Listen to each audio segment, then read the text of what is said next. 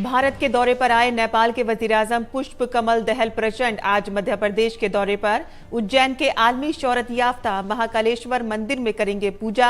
इंदौर में खुसूसी इक्तिसादी जोन का करेंगे दौरा।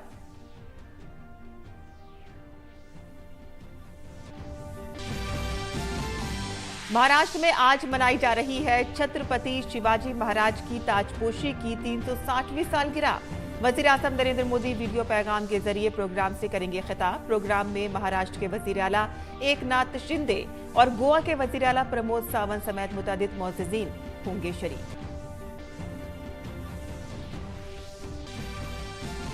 जनूबी अफ्रीका के केप टाउन में जारी ब्रिक्स वुज़राए ख़ारिजा की मीटिंग का आज दूसरा दिन।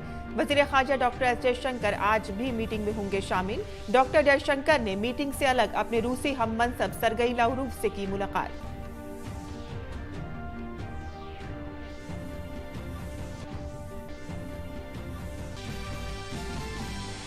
मध्य प्रदेश के अमरकटक में जारी 2 रोजा Y20 मुशावरत का आज आखिरी दिन। मरकजी वजीर फग्गन सिंह कलस्ते होंगे इख्तितामी तकरीब के मेहमान खुसूसी। प्रोग्राम में 19 गैर मुल्की समेत सैकड़ों की तादाद में मंदोबीन शामिल। भारतीय मईशत के लिए एक और अच्छी खबर। मई महीने में GST कलेक्शन गुज़िश्ता बरस के मुकाबले में 12% बढ़कर 1,57,000 करोड़ रुपए से ज्यादा रहा।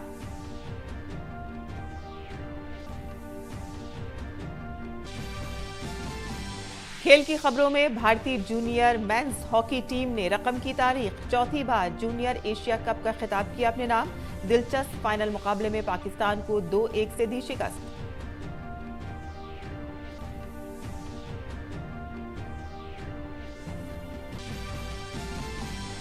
खेलो इंडिया यूनिवर्सिटी गेम्स में पंजाब यूनिवर्सिटी ने दबदबा कायम रखते हुए मेडल टेबल में चोटी का मकाम रखा बरकरार।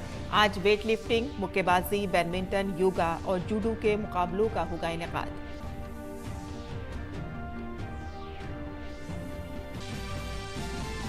और थाईलैंड ओपन बैडमिंटन में आज लक्ष्य सेन और करण जॉर्ज खेलेंगे क्वार्टर फाइनल मुकाबले। लक्ष्य के सामने होगा मलेशिया के लियोन जून हाउ का चैलेंज, तो वहीं दूसरी तरफ करण का मुकाबला फ्रांस के टोमा जूनियर पापोव से होगा।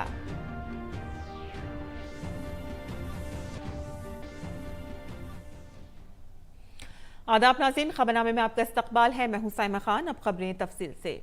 भारत के सरकारी दौरे पर आए नेपाल के वजीर आजम पुष्प कमल दहल प्रचंड आज मध्य प्रदेश के दौरे पर रहेंगे। पुष्प कमल का उज्जैन के महाकालेश्वर मंदिर में पूजा अर्चना करने का प्रोग्राम है। इसके अलावा वो इंदौर में स्पेशल इकोनॉमिक जोन का भी दौरा करेंगे।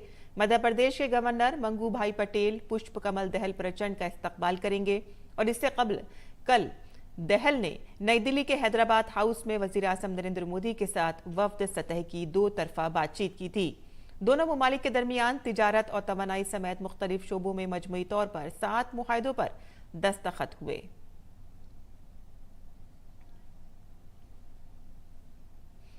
महाराष्ट्र आज छत्रपति शिवाजी महाराज की ताजपोशी की 350वीं सालगिरह मना रहा है। रियासती हुकूमत ने रायगढ़ किले में सकाफती प्रोग्राम का इनेकाद किया है।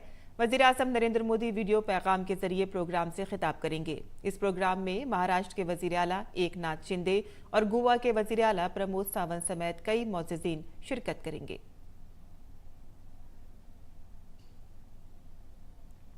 जनूबी अफ्रीका के शहर केप टाउन में जारी ब्रिक्स वुज़राए ख़ारिजा के इजलास का आज दूसरा दिन है। केप टाउन में मौजूद वज़ीर ख़ारिजा डॉक्टर एस जयशंकर आज भी मीटिंग में शिरकत करेंगे। इससे कबल कल ब्रिक्स ममालिक के वुज़राए ख़ारिजा के इजलास में अपने इफ्तिताई खिताब में जयशंकर ने दहशतगर्दी को बैनुल-अक़वामी अमन और सलामती के लिए एक बड़ा खतरा करार दिया। उन्होंने कहा कि तमाम ममालिक दहशतगर्दी की माली मुआवनत और प्रोपेगेंडे के खिलाफ सख्त इक़दाम करें। जयशंकर ने यह भी कहा कि दहशतगर्दी का मुकाबला उसकी तमाम शक्लों में होना चाहिए और उसे किसी भी हालत में माफ नहीं करना चाहिए। मीटिंग के बाद वजीर ख़ारिजा डॉक्टर एस जयशंकर ने ट्वीट करके कहा कि ब्रिक्स ममालिक के वुज़रा की मीटिंग कामयाब रही।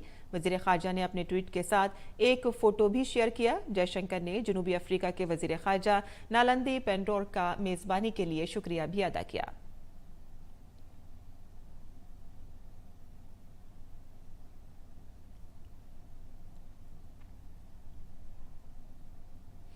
वजीर खारजा डॉक्टर एस जयशंकर ने केप टाउन में रूस के वजीर खारजा सरगई लावरूफ से मुलाकात की। इस दौरान रूस के वजीर खारजा से बातचीत में बाहमी मामले, ब्रिक्स, G20 और SCO से मुतालिक मामले शामिल रहे।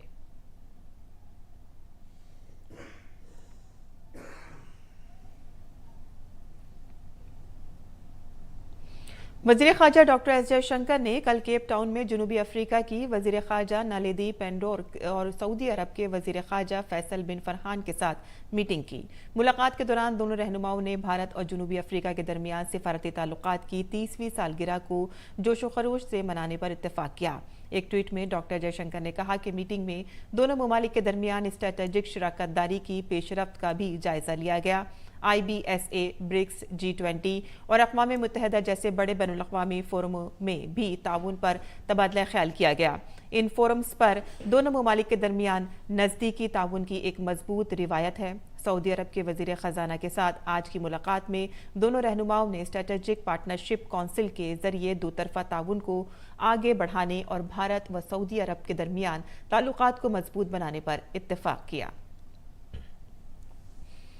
मध्य प्रदेश के अमरकटक में जारी 2 रोज़ा Y20 मुशावरत का आज आखिरी दिन है। मरकजी वजीर फग्गन सिंह कलस्ते इख्तितामी तकरीब में मेहमान खुसूसी होंगे। मौसमियाती तब्दीली और कुदरती आफात के खतरे में कमी, पायदारी एक तर्ज जिंदगी के मौजू पर 2 रोज़ा Y20 इजलास कल शुरू हुआ। माहौलियात और मौसमियाती तब्दीली के मरकजी वजीर ममलिकत अश्वनी चौबे ने इफ्तिताई इजलास से खिताब किया। अपने खिताब में चौबे ने कहा कि अगर भारत एक नौजवान मुल्क के तौर पर उभर रहा है तो नौजवानों को मुस्तकबिल के बारे में भी सोचना चाहिए। उन्होंने कहा कि फितरत के तहफ़्फ़ुज़ के बारे में सोचने के लिए अमरकटक से बेहतर कोई जगह नहीं हो सकती, क्योंकि यहाँ फितरत और सकाफत दोनों मिलते हैं। इस मुशावरती इजलास में 7 ममालिक के 19 मंदुबीन शिरकत कर रहे हैं, जो मुख्तलिफ ग्रुप्स में मुख्तलिफ मौज़ूआत पर अपने ख्यालात पेश कर रहे हैं। इस इजलास में मुल्क भर से 400 से ज़ायद मंदुबीन भी शिरकत कर रहे हैं। मई के महीने में अशिया व खिदमात टैक्स यानी कि GST रेवेन्यू की वसूली में नुमाया इजाफा हुआ है, जो 1,57,090 करोड़ रुपए से ज्यादा हो गया है। इसमें CGST में 28,411 करोड़ रुपए, SGST हेड में 35,828 करोड़ रुपए, IGST में 81,363 करोड़ रुपए और सेस में 11,489 करोड़ रुपए शामिल हैं। पिछले साल की इसी मुद्दत के मुकाबले इस बार GST की वसूली में 12% का इजाफा दर्ज किया गया है। तेलंगाना रियासत के यौम तासीस की मुनासबत से आज से किला गोलकुंडा में एक भारत श्रेष्ठ भारत के जज्बे से 2 रोज़ा फेस्टिवल का इनेकाद किया जा रहा है। शुमाल मशरक़ी खित्ते की सकाफत, सयाहत और तरक्की के मरकजी वजीर G किशन रेड्डी आज़ादी के अमृत महोत्सव के हिस्से के तौर पर आज परचम कुशाई के साथ तकरीब का इफ्तिताह करेंगे। इसके बाद शाम को सखावती प्रोग्राम का इनेकाद किया जाएगा। आज होने वाली सरगर्मियों के तहत मुख्तलिफ प्रोग्राम मुनक़िद किए जाएंगे, जिनमें मार्च पास्ट, तस्वीरी नुमाइश, क्लासिकल रक्स नुमाया हैं। दूसरी जानिब कल देमसा, डिप्पू, बोनालू और गोसादी समेत दीगर लोक रक्स पेश किए जाएंगे। इसके अलावा राजा राम मोहन राय पर मबनी थिएटर परफॉर्मेंस का स्टेज किया जाएगा और इसके बाद एक कसीर लिसानी मुशायरे का दिन के साथ ही इस प्रोग्राम का इख्तिताम होगा। भारत की G20 की सदारत में स्टार्टअप 20 इंगेजमेंट ग्रुप गोवा में अपनी तीसरी मीटिंग के लिए तैयार है। G20 ममालिक के बैनुल-अक़वामी मंदुबीन और भारतीय वफ़द आज गोवा पहुंचेगा। भारत की G20 सदारत के तहत ताउन के फ़रोग़, ख़यालात का तबादला करने और आलमी सतह पर स्टार्टअप्स और एंटरप्रेन्योरशिप के मुस्तक़बिल को तश्कील देने का G20 एक बड़ा मौका है। ये बैनुल-अक़वामी मंदुबीन और भारतीय स्टार्टअप माहौलियाती निज़ाम के तजुर्बेकार अराकीन को जमा करता है, नीज़ ताउन और इल्म के तबादले को फ़रोग़ देता है। मीटिंग का फोकस ड्राफ्ट पॉलिसी कम्युनिक पर इत्तेफ़ाक़ राय कायम करना होगा, जिसे स्टार्टअप 20 ने हाल ही में अवामी राय के हुसूल के लिए शाया किया है। इस मीटिंग में startup showcase, startup 20X series के हिस्से के तौर पर दिलचस्प बातचीत, सकाफती तजर्बात और दस्तावेज में बयान करदा ख्यालात के निफास और फ़वाइद के बारे में बातचीत होगी। मीटिंग में रियासती, मरकजी और बैनुल-अक़वामी सतह के मौज़ज़ीन की शिरकत मुतवक्किअ है। सनत और इंटरनल प्रमोशन डिपार्टमेंट ने नेशनल स्टार्टअप अवार्ड्स 2023 के लिए दरख्वास्तें जमा कराने की आखिरी तारीख 15 जून 2023 तक तौसी कर दी है।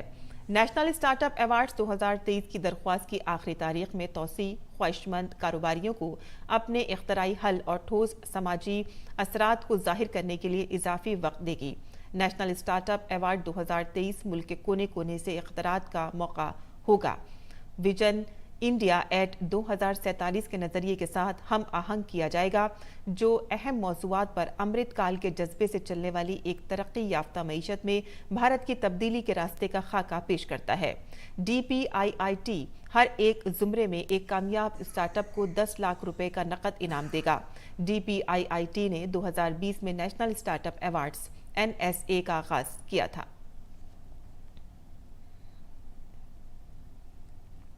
दिफाई तहकीक की तरक्याती तंजीम यानी कि DRDO ने जुमेरात को अब्दुल कलाम जजीरे से ज़मीन पर मार्क करने वाले और एटमी सलाहियत के हामिल अग्नि-1 मिसाइल का कामयाब तजर्बा किया। ये टेस्टिंग कल देर शाम की गई। ठोस इंजन पर मबनी मिसाइल की रेंज 900 किलोमीटर तक है। मिसाइल को उड़ीसा के साहिल पर खलीज बंगाल में अब्दुल कलाम जजीरे पर मोबाइल लॉन्चर से दागा गया। DRDO के जराये के मुताबिक टेस्ट ने तमाम पैरामीटर्स को पास किया। अग्नि-1 भारतीय मुसल्लह अफवाज के हथियारों में पहला और वाहिद ठोस इंजन पर मबनी मिसाइल है। मुल्क में बनाया गया 15 मीटर लंबा और 12 टन वजनी मिसाइल 1000 किलोग्राम वजनी जौहरीवार हेड ले जाने की भी सलाहियत रखता है।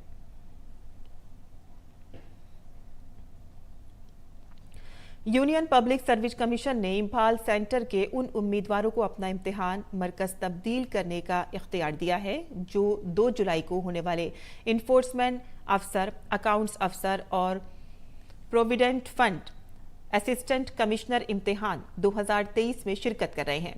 ये मराकज़ मिजोरम में आइजॉल, नागालैंड में कोहिमा, मेघालय में शिलोंग, आसाम में दिसपुर और जोरहाट, मगरबी बंगाल में कोलकाता और दिल्ली में हैं। इम्फाल मरकज के उम्मीदवार IVRS के जरिए इम्तिहानी मरकज की तब्दीली की सहूलत हासिल कर सकते हैं। इस सिलसिले में यूनियन पब्लिक सर्विस कमीशन की जानिब से तमाम उम्मीदवारों को उनके रजिस्टर्ड मोबाइल नंबर पर एक पैगाम भेज दिया जाएगा।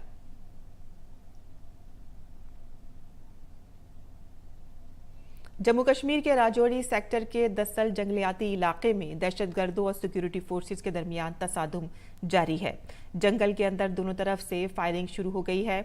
दस्सल के इलाके में दहशतगर्दों के छुपे होने की इतला मिलने पर सिक्योरिटी फोर्सेस ने सर्च ऑपरेशन शुरू कर दिया है। तफसीली खबर का इंतजार है।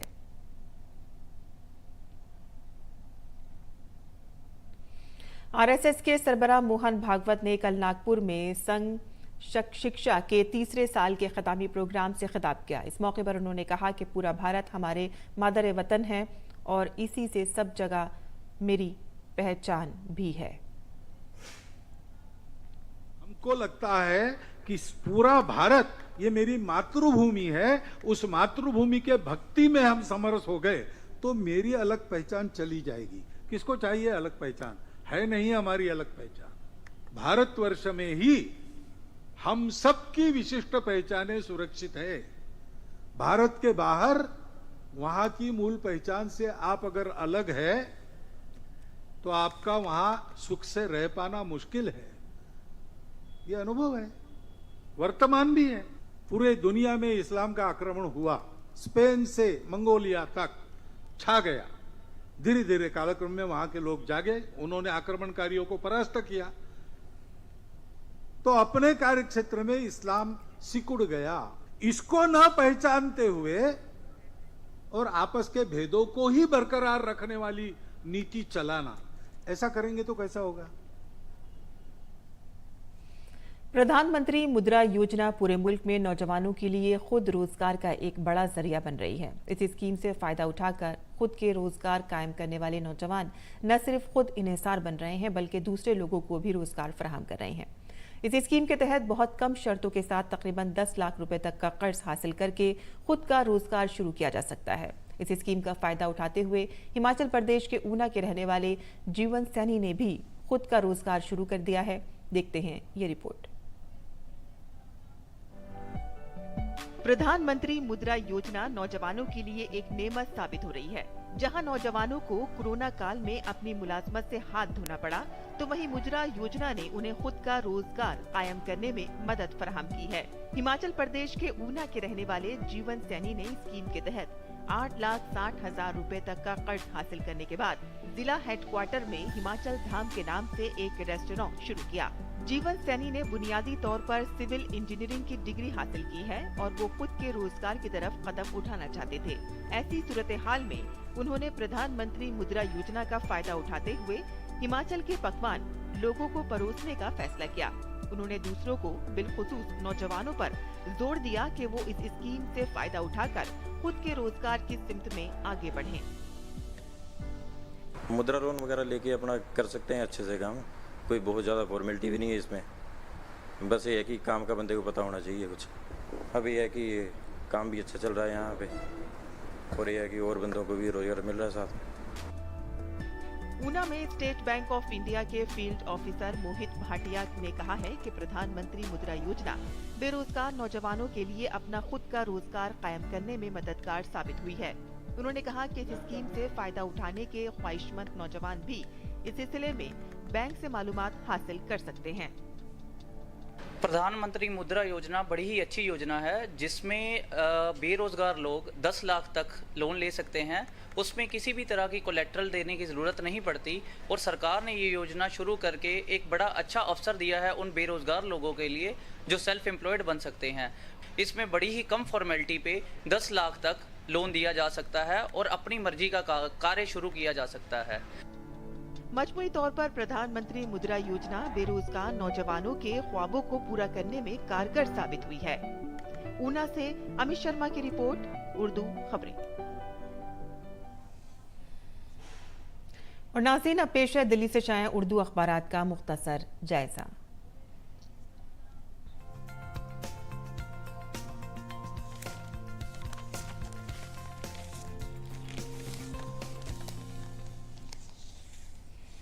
तो दिल्ली से शाया उर्दू के अखबारात में सबसे पहले नजर डाल लेते हैं रोजनामा राष्ट्रीय सहारा की सुर्खियों पर, जिसकी सफ़े अव्वल की सुर्खी है हिंदुस्तान और नेपाल बनेंगे सुपरहिट शराकतदार।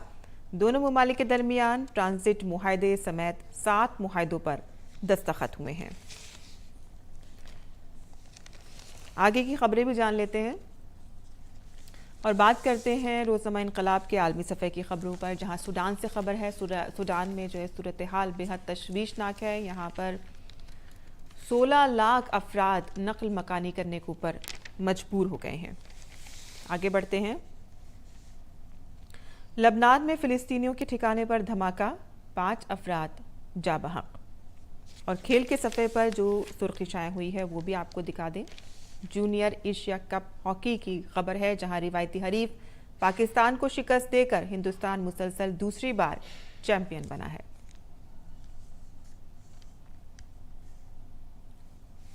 तो ये थी आज के अखबारात की सुर्खियां, और अब जान लेते हैं बैनुल अक़वामी खबरें।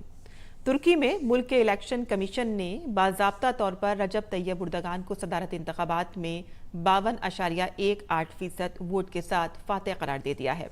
28 मई को होने वाले सदारती इंतखाबात के दूसरे मरहले में तुर्की में कल 5,20,93,375 वोटरों ने अपने वोट डाले थे, और उर्दगान के खिलाफ तुर्की के अपोजिशन धड़े के 74 साला कमाल कलचिलदार ओगलो ने सदारती इंतखाब लड़ा। उर्दगान हफ्ते को पार्लियामेंट में हलफ उठाएंगे और फिर अपनी नई काबीना का ऐलान करेंगे। पाकिस्तान की सालाना महंगाई मई में सालाना बुनियादों पर रिकॉर्ड 37.97% तक पहुंच गई है। पाकिस्तान इस वक्त एक बड़े सियासी और माशी बहरान का शिकार है। पाकिस्तान बुलंद बैरूनी कर्जों, कमजोर मकामी करेंसी और कम होते ज़र्रे मुबादला के ज़ख़ीरे से दो चार है। ग़िज़ाई ग्रुप में वो अशिया जिनकी कीमतों में पिछले साल के मुकाबले मई में सबसे ज़्यादा इजाफा हुआ, उनमें आलू, गेहूं का आटा, चाय, गेहूं, अंडे और चावल शामिल हैं। नॉन फूड कैटेगरी में निसाबी किताबें, स्टेशनरी, मोटर फ्यूल, लॉन्ड्री साबुन और माचिस की कीमतों में सबसे ज़्यादा इजाफा देखा गया है। इससे कबल साल बसाल महंगाई की बुलंद तरीन शरह अप्रैल में 36.4% रिकॉर्ड की गई थी। सीपीआई में ताजा तरीन इजाफे के साथ इस माली साल के 11 महीनों में औसतन इफराते ज़र 29.16% तक पहुंच गई, जो कि गुज़िश्ता साल 11.29% थी। अमेरिकी सदर जो बाइडेन ने कहा है कि स्वीडन जल्द नेटो में शामिल हो जाएगा। उन्होंने नेटो में स्वीडन की शमूलियत पर तुर्की और हंगरी की मुखालिफत पर काबू पाने का अंदिया दिया है। जो बाइडेन ने कहा है कि रूसी सदर व्लादिमीर पुतिन की जानिब से यूक्रेन पर हमले के साथ इत्तेहाद को तोड़ने की कोशिश के बावजूद नेटो मजबूत हुआ है। उन्होंने कहा कि जल्द फिनलैंड और स्वीडन के दाखिले से नेटो मजीद मजबूत हो जाएगा। और खेल की खबरों में भारत ने मर्दों का junior Asia Cup hockey title जीत लिया है। फाइनल में भारतीय जूनियर टीम अम्मान में खेले गए एक सनसनीखेज फाइनल मैच में पाकिस्तान को 2-1 से शिकस्त देने में कामयाब रही। इस जीत के साथ ही भारत ने मलेशिया में मुनक़िद होने वाले FIH mains junior world cup के लिए भी क्वालिफाई कर लिया है। भारतीय टीम ने चौथी बार जूनियर एशिया कप पर कब्जा कर लिया।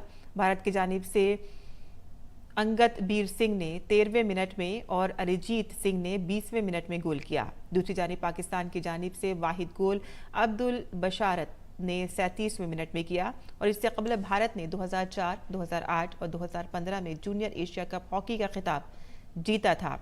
टीम इंडिया की इस जीत के बाद हॉकी इंडिया की एग्जीक्यूटिव बोर्ड ने टीम के खिलाड़ियों को 2-2 लाख रुपए और मोविन अमले को 1-1 लाख रुपए देने का ऐलान किया है।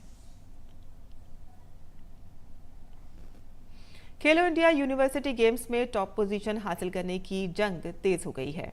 पंजाब यूनिवर्सिटी ने गुरु नानक देव यूनिवर्सिटी और जैन यूनिवर्सिटी को पीछे छोड़कर मेडल्स टेबल में टॉप पोजीशन बरकरार रखी है। आज weight lifting, boxing, badminton, yoga और जूडो के मुकाबलों का इनेकाद होगा। इसके अलावा फेंसिंग और फुटबॉल का भी इनेकाद किया जाएगा।